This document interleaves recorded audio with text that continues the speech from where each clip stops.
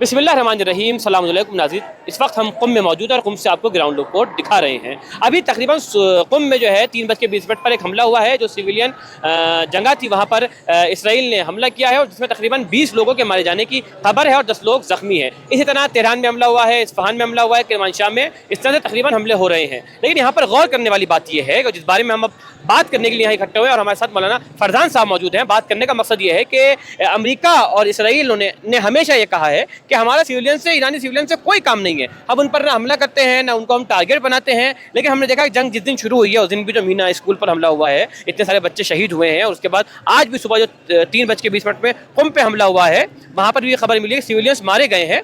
तो इस बारे में आप क्या कहना चाहेंगे कि सिविलियन को क्यों ठिकाना बनाया जा रहा है, निशाना बनाया जा रहा है? ये सबसे पहली चीज़ मैं आपसे कहना चाहता हूँ और तमाम जितने भी नाजरीन देख रहे हैं, मैं सबसे ये कहना चाहता हूँ कि इजराइल हो या अमेरिका, उसका पहला ये दावा कि हम सिविलियन पे नहीं वार करते हैं, हम सैन्य ठिकानों पर हमला करते हैं। तो आप देख लीजिए कि जो जंग शुरू हुई है वो जंग कहाँ से शुरू हुई। सबसे पहला हमला 170 बच्चों पर हुआ जो मासूम बच्चे थे। ये कौन से आर्मी कैडेट थे? ये आर्मी जवान तो नहीं थे, ये मासूम बच्चे थे। या खुद आयतुल्लाह अली हुसैनी खामनाई जो सुप्रीम लीडर ईरान के थे, जब उनके घर पर हमला हुआ मासूम सी बच्ची उनकी शहीद होगी, उनके खानवादे में 6 लोग शहीद हो गए। ये इनका कौन सा सैन्य ठिकाने से इनका ताल्लुक था? नहीं था। फिर आज कुम में जो आपने देखा कि हमला हुआ, उसमें एक प्रोफेसर की पूरी फैमिली शहीद हो गई। मासूम बच्चे, खुद वो प्रोफेसर वो शहीद हो गई, उनकी पूरी फैमिली शहीद हुई और 20 लोग उसमें शहीद हुए और 10 लोग अभी तक ज़ख्मी होने की इत्तला मिली है। और बाकी किरमानशाह में, किरमान में और शिराज में, इस्फहान में, जहाँ भी, तेहरान में आप देखें हमला हो रहा है, वहाँ पर ज़्यादातर सिविलियन पे हमला किया गया है।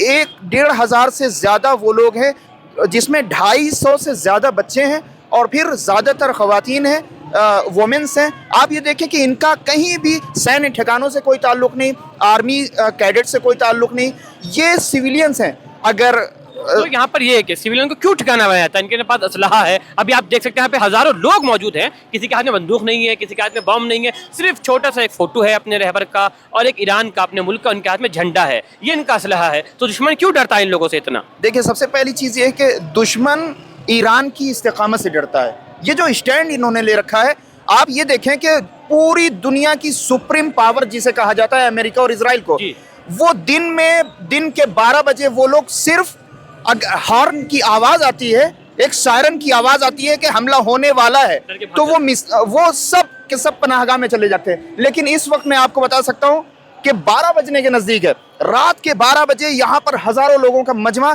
इस बात का सबूत पेश कर रहा है कि जिसे पूरी दुनिया पावरफुल कहती है, सुप्रीम पावर कहती है, वो सब दिन के 12 बजे भी पनाहगाह में दिखाई देते हैं। लेकिन जिन्हें दुनिया के सामने एक ऐसा चेहरा पेश किया गया है कि मुसलमान दहशतगर्द होते हैं और फिर ईरान जो है वो जुल्म कर रहा है। भाई, अगर जुल्म कर रहा है तो आप ये देखिए कि इसने अभी तक, अगर ये जुल्म करने के इंतहा पर आ जाए या अपना आपा खो बैठे, जिस तरह से इसराइल और अमेरिका अपना आपा खो बैठते हैं और सिविलियन पर हमला करते हैं, इसराइल को 2 दिन नहीं लगेगा मिटने में। लेकिन आज भी अगर इसराइल में जहाँ भी कहीं भी किसी के मरने की अगर खबर आती है तो उसमें आप देखें कि ज़्यादातर वो लोग हैं कि जिनका ताल्लुक फ़ौज से है, आर्मी से है या जो हुकूमत में है। ना ये कि सिविलियंस को अगर मारना होता, और ईरान का और इस्लाम का और तशय्यो का यही फार्मूला है कि हम हमेशा, एक फार्मूला ये है कि हम जंग में पहल नहीं करते और दूसरे ये कि बच्चों और बेगुनाहों पर हमला नहीं करते। बहुत अच्छा, बहुत शुक्रिया। हमसे बात कर रहे थे मौलाना फरजान रिजवी साहब के जो ईरान के ताज़ा हालात के बारे में हमें आगाह कर रहे थे। अगर आपको ईरान के बारे में और सारी वीडियो देखनी है और ईरान के बारे में अपडेट जाननी है तो हमारे चैनल पर बने रहें। इंशाल्लाह हम आपको रोज़ अपडेट देंगे इसी तरह।